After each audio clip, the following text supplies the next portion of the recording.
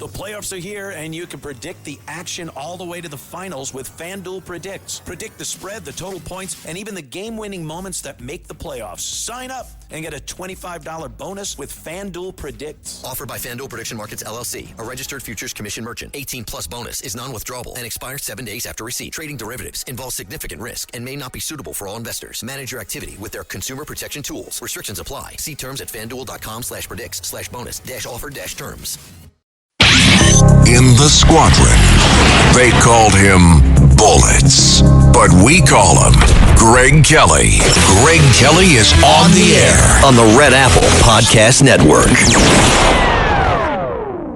You know, it's very interesting. As I go through this Bill Stevenson stuff, I notice as I review online material that it's almost impossible to find any information about his initial positions. When Bill spoke out about his wife or his ex-wife, the stuff that he was saying in 2022 is very hard to find, and it's interesting how it's kind of gone. I want to see if I can get anything up here. Now I have some things in my email hanging around the house. It's wild. He's just there's it's all been washed away. It's washed away. Now when you look up Bill Stevenson, it's all about, he's allegedly killed his wife. Thousands upon thousands upon thousands of entries, and I can't get one on the stuff from 2019, 2020, all of the appearances on this program and the rest. They've all been overwritten. You know, it's interesting how they say the internet is forever. Have you ever heard that one? Nah, actually, it's not. People delete things all the time. Hey, do me a friend, Carlos. This is something that might work for us, and I want to hear Bill's voice. A couple of reasons why. To be honest, I miss the guy. I miss him. And I want to hear him. And here is, in this video, which I did not put this thing together. It's 8 minutes long. It's probably going to have a lot of music. I've seen these newsreels before on Facebook, and sometimes they get a little bit wacky and a little bit all over the place. And there's a lot of, subtext. Like, you don't hear any voices, but you see pictures and you see text. And sometimes that's voiceover and sometimes it's something else. So let's see what we can do here. All right. Now, if we don't hear from our guy, that tells me that this thing is not going to work for us. Okay. But it just might. It just might. Imagine that. 29 years old. Hey, how about my idea? No more you statehood for Delaware. It's too small and nobody trusts it, right? It's too small. You can't have something that small. Can't. All right, you ready there, Carlos? This is our Facebook. All right, let's go through it. Hit it. Biden married her first husband when she was just 18, though they divorced 5 years later. She did find the love of her life, however, proving happy endings do exist. Stop. You just may have to... This is going to stink. This is going to stink. We're going to give it, we'll give it about 50 seconds or so. I don't think we're actually going to hear from Bill. That's the problem I have with this. Let me just see here. Let me see. I want to hear from Bill, even if it's 3 years ago. I don't want this 19-year-old girl telling me the whole story. Go ahead. While Joe Biden's 2020 presidential campaign was in full swing, Jill's first husband, Bill Stevenson, was speaking to the media, claiming his ex-wife cheated on him with Biden before their marriage ended. I was betrayed by the Bidens. Joe was my friend.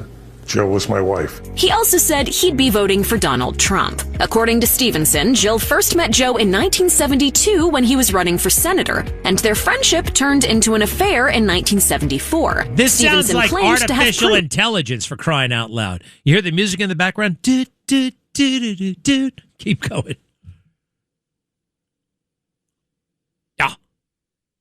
Stevenson claimed to have proof that the now Bidens were having a relationship behind his back. Apparently, one of Jill's close friends confided in him that she was worried about Joe and Jill's relationship. Then Jill passed up meeting Bruce Springsteen with Stevenson in favor of babysitting Joe's kids. But his fears were supposedly confirmed when Joe and Jill were involved in a fender bender in which Joe was allegedly driving her car.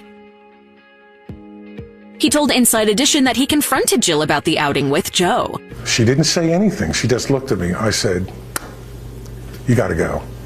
You got to go get your own place. Jill has a different story entirely, and her spokesperson told Inside Edition that Stevenson's claims are fictitious at best.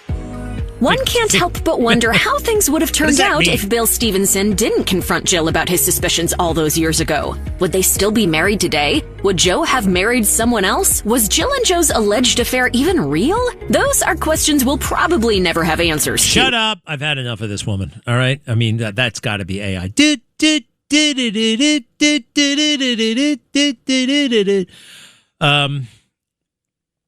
think I got it all out there. You know what I know now. You know what I know about this case.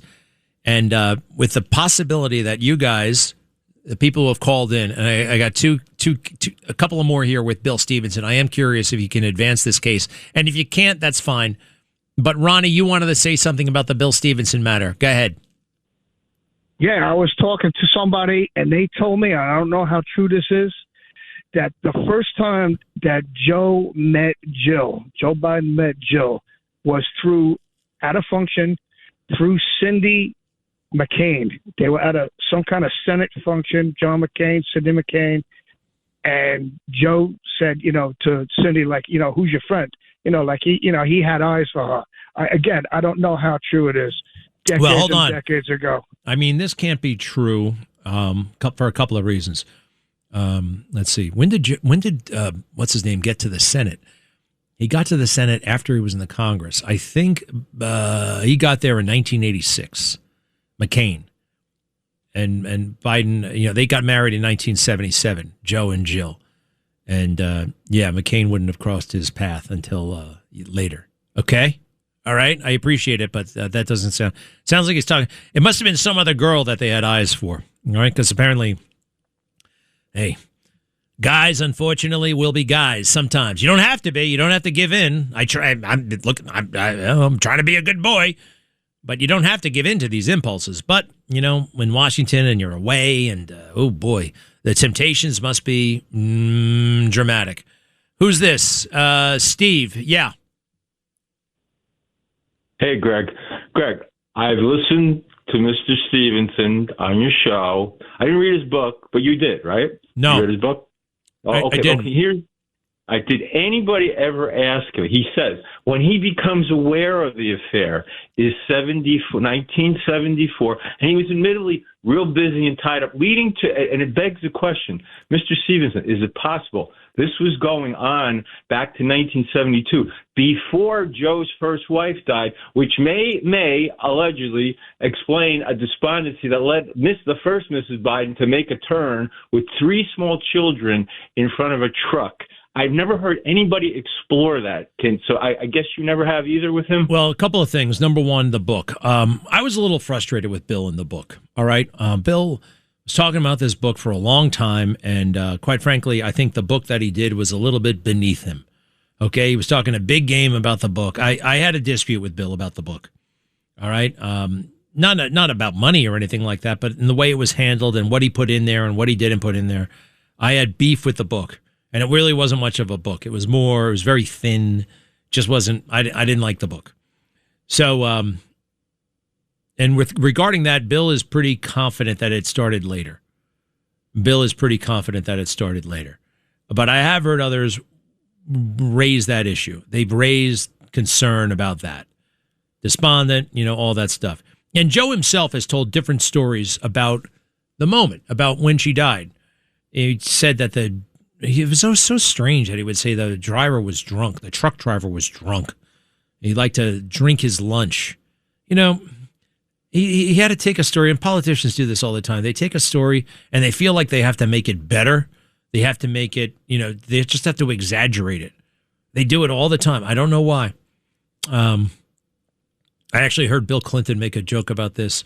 It's like, well, people are asking me, what am I going to do after I leave office? Well, I'll tell you what, I'm working on my resume, and it's pretty good, you got to admit. Youngest governor in American history, Democrat nominee, youngest since John F. Kennedy, And then 3 successful terms as president of the United States. And everybody starts going, wait, 3? Yeah, 3. I mean, let's face it, everybody exaggerates on their resume. I thought that was pretty good. What was the question? Anyway, thanks, pal. Good to see you. Good to hear from you. Let's see if there's anything else, because the tip lines are coming in. I got that email all set up, and it's working out well. All right, we're going to see what the hell we get. You guys want to hear John Thune be all weak and fake newsy again? It's really amazing. Let's skip him. Let's hear from an American patriot, J.D. Vance, who right now is chairing yet another committee on the waste, fraud, and abuse that's happening all across the country. Somebody sent me an article today that J.D. Vance is considering being VP to Marco Rubio, which isn't really crazy. I could see that happening. Marco Rubio's, look, who can really tell? But it seems like he's doing a pretty good job. And on paper, it's hard to justify, not impossible, but hard to justify J.D. Vance on the top of a ticket in 2028 over Marco Rubio. Rubio has been, he's been at this stuff for a long time. You could say, hey, you're a career politician. We don't even like those guys anymore. So there's that. Okay? So let's go ahead and hear from J.D. Vance. Cut 15. I want to say just a couple of things. I've learned a couple of things from working so closely with the President of the United States. The first thing is that he loves our nation's veterans and has committed our nation's administration to putting our veterans first every single day. And the second thing I've learned about the President of the United States is that he really hates when somebody who's speaking before him goes on for too long. And so with that in mind, I have prepared a very brief and very inspiring 1 hour and 45-minute speech on this beautiful Veterans Day out here in the cold. But let me just give 3 very brief messages. First, to our nation's veterans, thank you. Thank you for serving and sacrificing. We've all got so many good stories of people that we served with over the years. During my 4 years of the Marine Corps, I met the very best of America, people who are willing to put on a uniform and risk their lives for their entire country. Just yesterday morning, I met people who lost limbs, who lost very, very important family members, who lost their psychological health, going out there and serving the United States of America. So whether you gave a little bit or whether you gave a lot, every single person who put on the uniform of this nation deserves our gratitude on this day especially, but every day. And so from the Vice President and the entire administration to our nation's veterans, thank you for your service, thank you for your sacrifice, and thank you for making us proud every single day.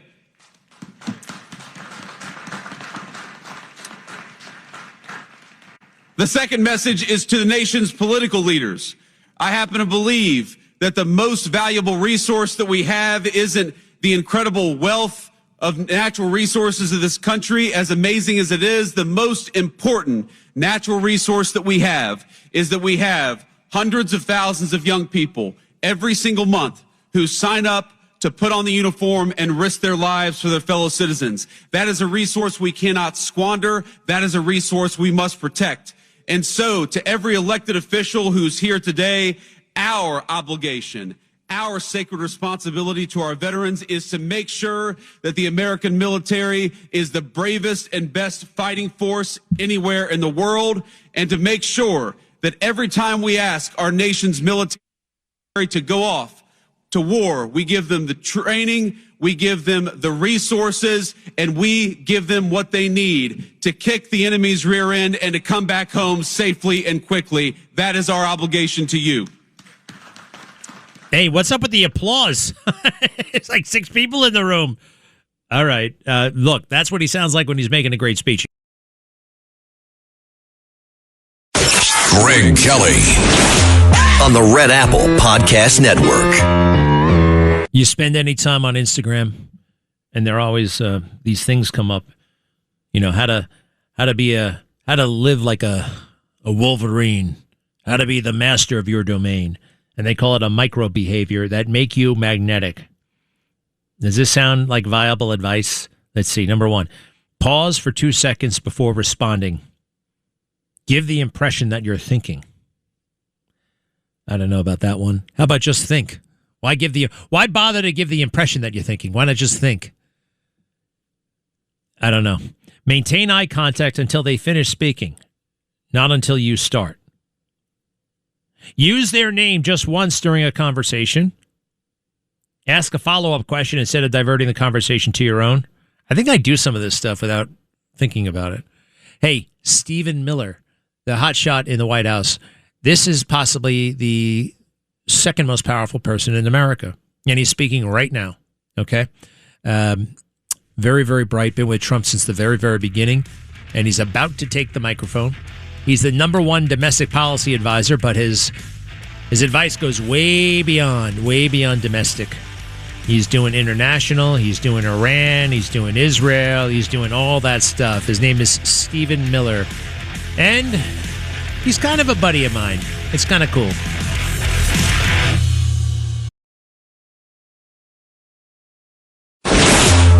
Greg Kelly, entertaining and informative on the Red Apple Podcast Network.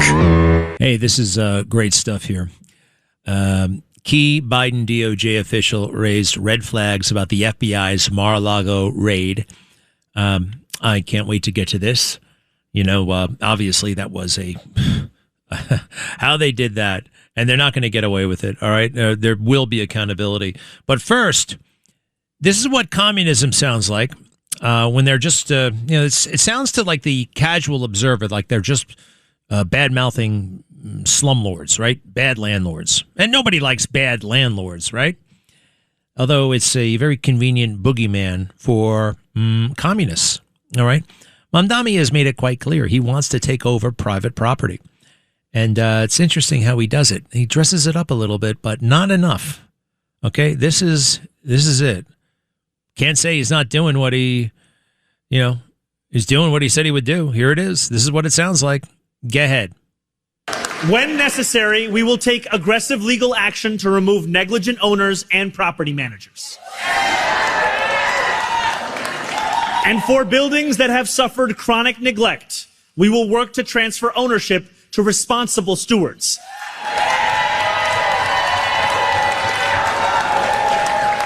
Stewards that include community land trusts, nonprofits,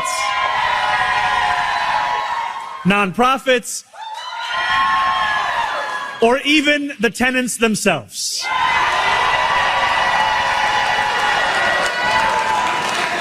When necessary. Up with people.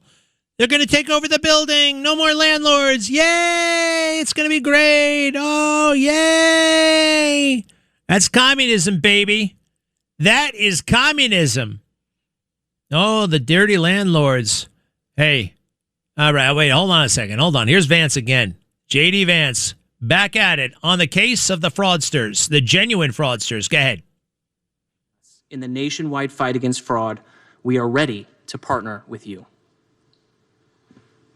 Thank you, Colin. And let me just leave one final thought here before we dismiss the press and get down to the business of the meeting. So, as Andrew very ably pointed out, these are not victimless crimes. Sometimes the most vulnerable people in our community are the ones who suffer when we don't take fraud seriously. One of the cases that was part of Colin's series of indictments last week in Minnesota stood out to me, and I think highlights how particularly egregious some of these fraudsters can be. And it's a man who was supposed to be providing services to allow elderly people to live full and independent lives. And what happened instead is that the man who was supposed to provide these services, reimbursed by the Medicaid program, was providing nothing. No services, no help, no check-ins. And the very man, the vulnerable elderly man that he was supposed to be protecting and looking after, was reimbursed by the taxpayer in order to do exactly that. That man died. And one day before he died, after months of being neglected by the caretaker who was getting reimbursed by the American people, one day before he died, he submitted his final reimbursement for services he never provided for a man he never cared for. And that man lived his final moments on this earth neglected, while a fraudster got rich by providing services that he never actually provided. That's what we're trying to stop, ladies and gentlemen. That's what we have to fight back against. It's a shame that anything like that happens. But if it does happen, the only way to protect those people and the only way to protect the American taxpayer is to ensure that the fraudsters go to prison and that they stop this ridiculous scam on the American people. So with that, I'm looking forward to the meeting. Thank you, press. We're going to talk in private now. Take care, guys. All right, good for him. I like it. And you know what, Carlos, that reminds me of that guy who called about 2 weeks ago from Brooklyn. Remember him and that crazy nonprofit? I don't want anything to do. You know, there are some nonprofits that are great. But, you know, I prefer profit, to be honest. I feel like the profit motive is very strong, and it helps people. It clarifies things. You know? It's like, no, nonprofit. Isn't that a little un-American, right? Now, again, it does allow you to do certain things, but at the same time, and you got to remember that guy? He was in bad shape. He called from Brooklyn. Remember, I told you to take his number? Or you gave him mine? I forgot. Hey, the number you gave that guy who said he was going to help with Bill Stevenson, he never called me. He never called. Some people just like to, you know, call radio stations. You know, hey, I did my part. I made a phone call. Well, no. Doesn't cut it. Except with my callers like you, Eddie. Hello, how are you? Hey, Greg, how are you? Good. I'm trying to take speakerphone for your convenience. I heard this guy, Jeff, from Islip. And he had some good things to say about it. I've known him for 46 years from college, and an old friend. What even college? Though I saw him, Suffolk County Community College, that great university that we compare to Harvard. Where is it, by the way, in Suffolk County? I know where Nassau Community College is. Where's Suffolk? It's in Brentwood on the old Pilgrim State Psychiatric sure. hospital ground. Yeah, I know where that is. Oh, okay. I flew over that a whole bunch of times. They took over the insane asylum, huh? Yeah, you can tell by the buildings. They told us what this building used to be, the slaughterhouse. This was that. And you're like, what? What? But you know, it isn't known that Jeff has a doctorate in a medical degree. I won't say what. Highly intelligent fella. What I do? I shook his hand recently. I was distracted. He was fist pumping. I was shaking it. I think I broke his fingers. Hopefully he'll forgive me. But he had some insight into you. And what I see about you is you have some self-deprivation. You're not afraid to say, "Hey, I've made mistakes."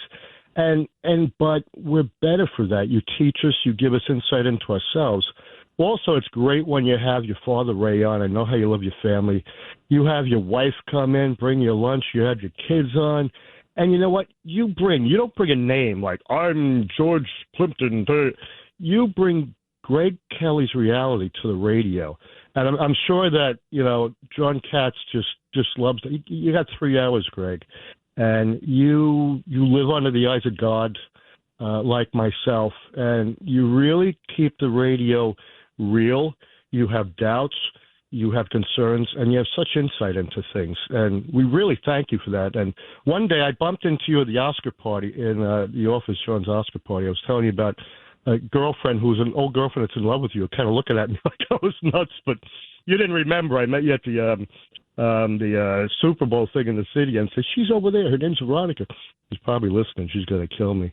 But the other thing is Dale Carnegie. Oh, yeah, Dale Carnegie.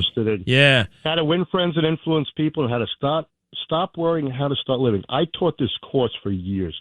I saw lives change. And I'm so glad that you read one of the books. You're interested in it. Your brother had something to do with it. And, you know, it's part of making yourself a better person. And you're not stagnant, Greg. That's the thing. We don't want to be stagnant. Tell me, I'm 66, but I'm 23 in my mind. You know, so if you never close your mind, and a patient of mine told me, Eddie, never get arthritis in your soul. Always keep growing and keep that child alive in you. And I think that's what you got. You will never stop growing. How old are you, like, if you didn't know your age, Greg? You know, I don't know. There's something about this guy. I like him. I don't know why. What do you think's going on here? I love this guy.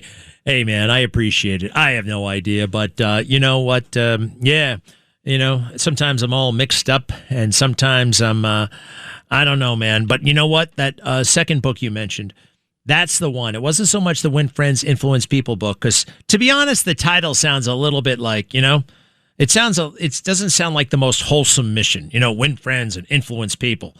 I like the other one, How to Stop Worrying and How to Start Living. Is that the name of it?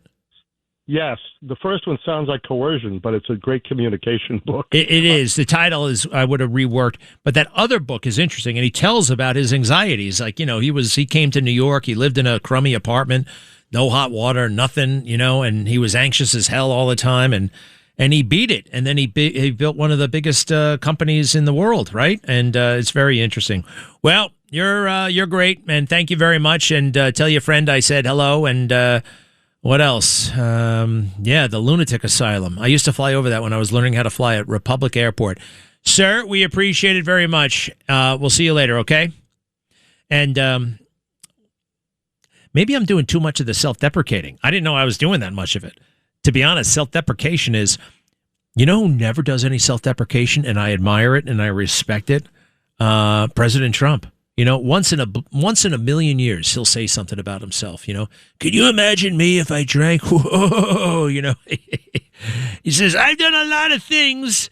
I don't know if I'm going to get into heaven. But that's, of course, not how it works, right? You can't do your way into heaven. You can't say, oh, I did this, I'm a good person. Because, honestly, we're all kind of,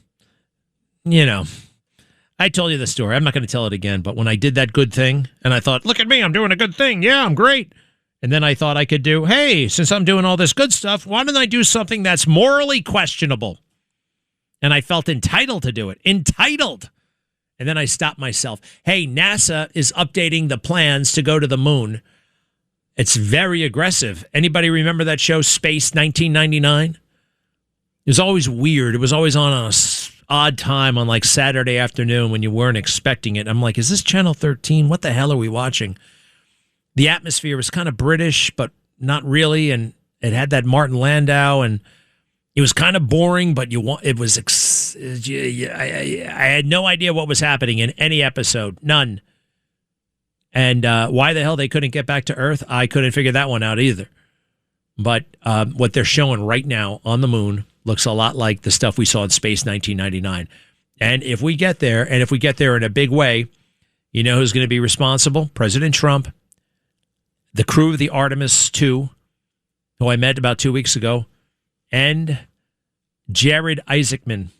Jared Isaacman is the head of NASA right now, and he's a super-duper brainiac, a super-duper nice guy, and I'm glad he is where he is. And you know what? You can always come back from defeat.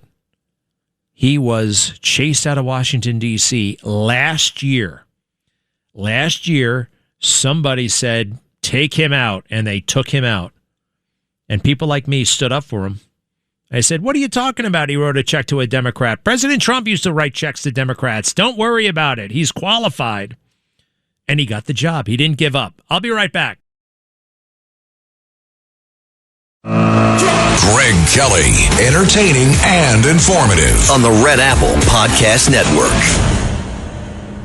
So I was in a Tesla this weekend, and I love the Tesla. You know what? Man, maybe I won't say it because I can't 1,000%. No, I won't say it. But apparently, well, never mind. I love Tesla. All right? I love Tesla. I love the automatic driving thing. But I don't necessarily believe there should be automatic driving unless you guys are confident enough in the systems to take out the steering wheel. All right? So we either go all in or we don't fool around with it, because I think for cosmetic reasons they leave that steering wheel in, maybe some legal reasons, maybe some liability reasons. But, you know, I either want to be all in on the driverless, and I'm comfortable with that if you guys think we're there. But if we're not there, maybe we shouldn't be there at all. All right. I'm a little bit. All right. So what happened was, it looked to me like the Tesla took a wrong turn on a one-way street. Now, nobody was hurt or anything like that, but this car was just sailing down, you know, kind of fat, dumb, and happy, going the wrong way on a one-way street. And I'm like, whoa, hello, stop. I'm honking my horn. And they told me it was actually on automatic driving. So that gave me big pause. I love Tesla. I love where it's going. But let's work out all the bugs. All right. And then once you are at a place where you don't think you need a steering wheel, because somebody told me the other day, yeah, 95% of the time it's great. Then 5% of the time, you really got to watch it. I don't know. I don't know if I'm ready for that. I really want, you know what I want? I want a chauffeur. And if the chauffeur is a machine, that's great. But I don't want a chauffeur who's going to go the wrong way ever on a one-way street. You do that once. Once is enough, right? You could die that way. So it's got me concerned. Let's see. I'm going to do a little bit more research and see if I can get to the bottom of that. And this is great from our friends John Solomon at Just the News. A top Biden Justice Department official and key ally of then Attorney General Merrick Garland raised legal concerns about the FBI's raid on Mar-a-Lago, warning that then former President Donald Trump may have actually declassified the records seized by agents, a newly unearthed email obtained by Just the News shows. Patty Stemler, a decades-long DOJ veteran who was reportedly picked by Garland in 2022 to help consult on Trump-related cases, sent an email just 2 days after the Bureau's August 8, 2022 raid of Trump's Florida resort home, where Stemler said she had a few concerns. Stemler sent the email to Sophia Brill, a future Biden White House lawyer, and then an attorney inside the DOJ's National Security Division, who played a central role in this anti-Trump inquiry. The memo was recently discovered by the Justice Department as part of its investigation into the weaponization of federal law enforcement. I didn't know about this search in advance, but I have been worrying about it ever since and worrying more now, Stemler wrote to Brill on August 10, 2022. Doesn't Trump maintain that he had the authority to declassify documents while he was still president? Has anyone in NSD or OLC, I think that's the Office of Legal Counsel, looked at that? I know we have procedures for declassifying, but is the president as commander-in-chief bound by those procedures? We also have procedures for granting pardons, but the president doesn't have to follow them, she added. That's such a great point. Garland has said he personally approved the decision to seek a search warrant for the FBI's unprecedented raid of Mar-a-Lago back in early August 2022. Her warnings are now the second showing federal law enforcement's unease with the unprecedented raid of Mar-a-Lago. Previously, FBI Director Kash Patel provided Congress evidence that agents did not believe they had met the legal standard of probable cause required for the raid, but proceeded anyway. Trump's office told Just the News in mid-August 2022 that the materials with classified markings which the FBI seized from his Mar-a-Lago estate had actually been declassified under a standing order while he was president that allowed him to take sensitive materials to the White House residence at night to continue his work. The very fact that these documents were present at Mar-a-Lago means they couldn't have been classified, the former president's office stated at the time. As we can all relate to, everyone ends up having to bring home their work from time to time. American presidents are no different. President Trump, in order to prepare for work the next day, often took documents, including declassified documents from the Oval Office, to the residence. Trump's office added back in August of 22, he had a standing order that documents removed from the Oval Office and taken into the residence were deemed to be declassified. The power to classify and declassify documents rests solely with the President of the United States. The idea that some paper-pushing bureaucrat with classification authority delegated by the President needs to approve of declassification is absurd. That's right. None of this other crap is in the Constitution. Remember that. Stemler appeared to be concerned with exactly that scenario, her email states. I don't know if we intend to charge anyone with respect to the declassified documents seized yesterday, but if we disclose that we found X classified documents before we seek an indictment, will that trench on any fair trial rights or violate the ethical obligations of a prosecutor? I seem to recall that a prosecutor has some leeway to inform the public that we have arrested the serial killer and seized his home evidence that ties him to the murders for the purpose of reassuring the public that they are now safe. But aren't there ethical limits on what a prosecutor can say otherwise? I think this came up when Ashcroft was AG post 9/11. Liz Collery drafted something to get him out of trouble. Let me see if I can find that. John Ashcroft was the attorney general, including during the post 9/11 era under former President Trump. Collery, like Stemler, was a longtime veteran of the DOJ's appellate section inside the criminal division. Has anyone looked at the privacy limitations on our disclosure of information seized from a residence where the disclosure is for a purpose other than investigation or prosecution? Stemler also asked Brill, I seem to recall that a prosecutor has some leeway to inform the public that we have. So look, here's something they weren't banking on. It was probably the most brilliant thing in all of this. President Trump announced what they had done. They thought that President Trump would keep his mouth shut. He said, I've just been raided. I have just been raided. They did not think that would get out, and that put them in a world of hurt. This is good stuff, everybody. Very good stuff. I got to get out of here in a second. What did you want to say, Greg? Hi, Greg. I just wanted to know if you were familiar with the Curley effect. There was a mayor in Boston 70, 80 years ago who got rid of all of his Republican opponents by raising taxes on the wealthy, and they all left, giving freebies out to the poor, which attracted more, and he stayed in power for, I think, decades. Curley, huh? He's doing the same thing. Yep. I'm gonna look that up. The Curley effect. Hey, Kevin and Dan and the rest. I'm so sorry. We are out of time. There's the music. Keep in touch with me, okay? Please. To be continued. And wow, we're in a good spot, and we're getting better and stronger. All right. Do not be deterred.